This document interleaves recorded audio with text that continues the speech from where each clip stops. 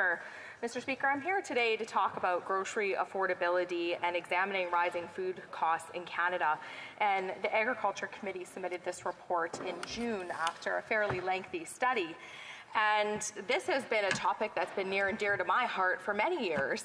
Coming from a produce background and having a family farm in the produce business, feeding Canadians is something that my family has prided ourselves on for our entire lives, and it's been our livelihood. And making sure that we can sell an affordable product for Canadians so that Canadian families can go to the grocery store and afford to buy healthy, nutritious food at a reasonable cost is something that all farm producers want to see in this country. But unfortunately, we're at a time right now where we're not seeing that. And families are struggling. And I hear this on a daily basis. They're struggling to be able to afford the basic necessities. They're struggling to heat their homes. They're struggling to pay for their mortgages. But they're struggling to afford food. And recently I talked to someone from my community who runs one of the food banks in my community. And I asked him, I said, how has things been? Have you noticed an increase in the demand for food at the food bank? And he said, you know, Leanne, we're so busy right now. I haven't even had the time to sit down and look at the numbers. The food, it just keeps coming, and people are showing up at my door and they want to have food. And he said, you know, I hear from folks that I just need to come for this month, or I just need some food this week. I'll be okay in a couple of weeks. I just need a little bit right now.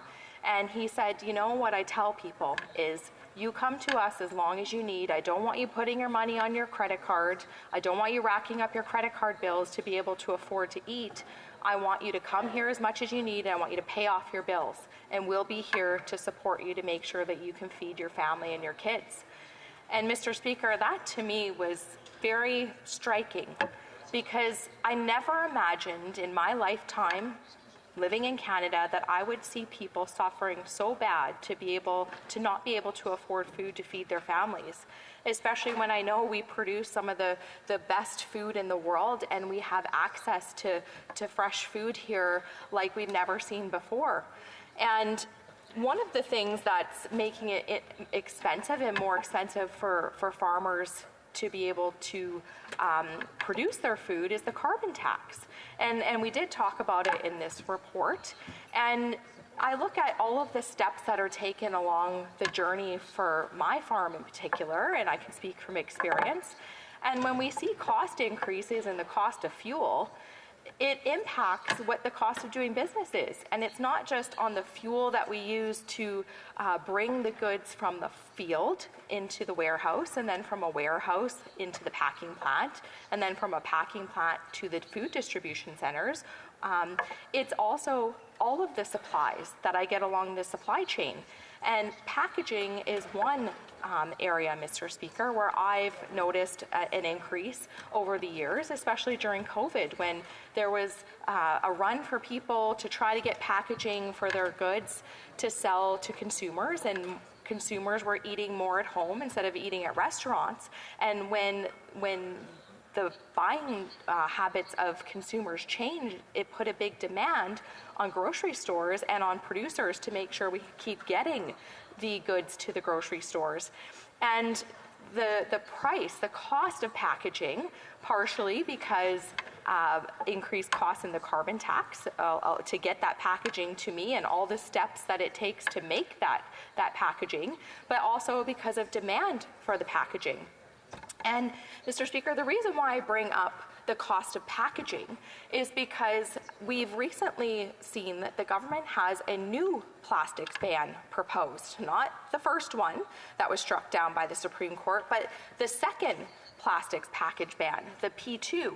And one of the recommendations in this report, Mr. Speaker, was to ensure the government's plastic reduction requirements are attainable by extending the implementation timeline for single-use plastics ban and working with retailers to ensure commercially viable alternatives to plastics, and in particular for packaging designed to extend the shelf life of food and limit food waste, and it needs to be available in the needed quantities. And I'd like to take a moment to educate those who may be watching at home right now. This plastics ban that's proposed on the fruit and vegetable industry is new. It's not the single-use plastics ban. And what consumers need to know is 2/3 of our fresh produce that we eat and consume in this country is imported from other countries. Well, we have a great area in Leamington where we grow a lot of vegetables in greenhouses, and every year we're seeing more and more production come online as far as greenhouse vegetable production. We are still reliant on most of our food coming as imports from other countries. And for the average person, you don't realize that before that food ever hits your grocery store shelves, it's on a ship coming from somewhere across the world, whether it's South America, whether it's South Africa, some comes from other parts of Africa, and a lot from South America. It sits in containers, refrigerated containers on ships going across the ocean to get to Canada, and then it has to be unloaded at a port and put on a truck. And the trucks have to come from sometimes in the United States and shipped up to Canada, and sometimes in through Montreal or sometimes through BC. But for the most part, it comes through the US, and a lot of it comes into Toronto at the Ontario Food Terminal. And in order to keep vegetables and fruit fresh for its journey, which can be weeks on end before it ever sees a grocery store shelf, it needs to be in packaging that will be resilient and will also hold up the quality of the produce. And produce is mostly water. It's just a fact of life. Fruit and vegetables are like water. And I don't know the exact percentage, it's like 90% or so. But if you're trying to ship water in the form of fruits and vegetables and try to keep it fresh to get on the grocery store shelves, it needs to be in something that's durable in order to preserve that freshness and the quality. And the number one consumed product in the world are bananas. And bananas have to be shipped in plastic in order to stop them from ripening en route so that we can ripen them once they get into the country. And if this new plastics ban goes ahead, we won't see bananas on the shelves anymore. In fact, the US has said already, and some of the suppliers have said that if the plastics ban on produce goes forth in Canada, we won't be seeing things on the shelves like bagged salads, all the pre-made things, the pre-cut veggies, pre-cut fruit. You're not going to see your berries in the clamshells. Grapes come in bags, potatoes come in some plastic bags, and it's there for a reason, to keep it fresh so that it can stay in your home so you have time to consume it before it goes bad. And if this ban goes through, we're going to see huge amounts of food waste, huge, which is going to increase greenhouse gas emissions. We're going to see up to 50% food waste. And the greenhouse gases will double, actually, the emissions from food waste. This will have a catastrophic impact on our food security in this country. So not just talking about the affordability for Canadians, but we're talking food security now because of the NDP Liberal government's own policies that are creating this scenario. And Mr. Speaker, I just want to touch also on the carbon tax. And I have some folks in my riding who've written to me recently to talk about those increases to the costs in their production that they're not able to recoup. They're grain farmers, and one grain farmer reached out to tell me that their gas bill last month for drying their corn was $39,000. That's just for 1 month, and the carbon tax portion of that was $10,000. $10,000 for 1 month, and that farmer will never be able to recoup that $10,000. They won't be able to put it back into their business so that they can innovate and make sure that they're doing what they can to help the environment. And I have a chicken farmer who gave me his gas bills for the whole year, and he's paying $15,000 in carbon taxes this year just to heat one barn. One barn.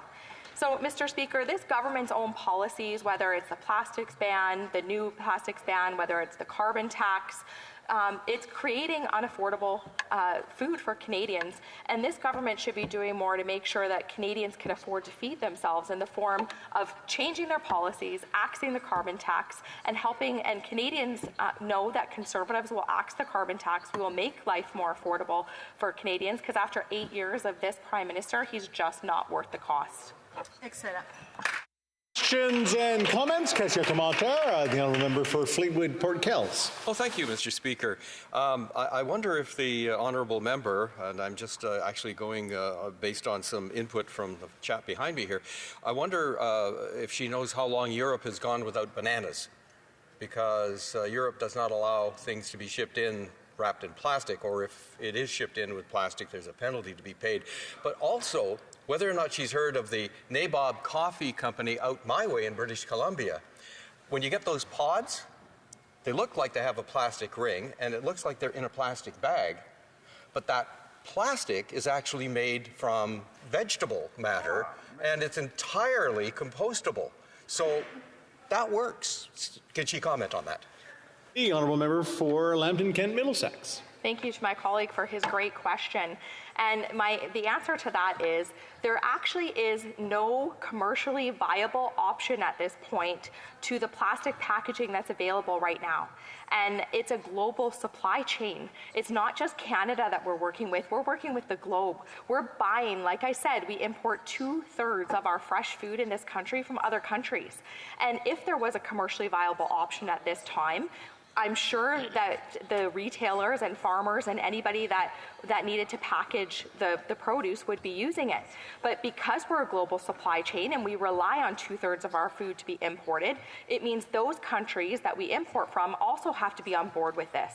And if there was an option, an alternative that was globally available at a good cost, because again, we don't want to do things that are going to increase the cost for Canadians, but I know farmers, I know the industry is working very hard to be able to find those alternatives, and we heard that from the grocers themselves as well. We're looking for alternatives. They're just not there yet, and once they're there, we'll make sure that, I'm sure industry will make sure that they'll be doing all they can to implement that. Question commentaire. Questions and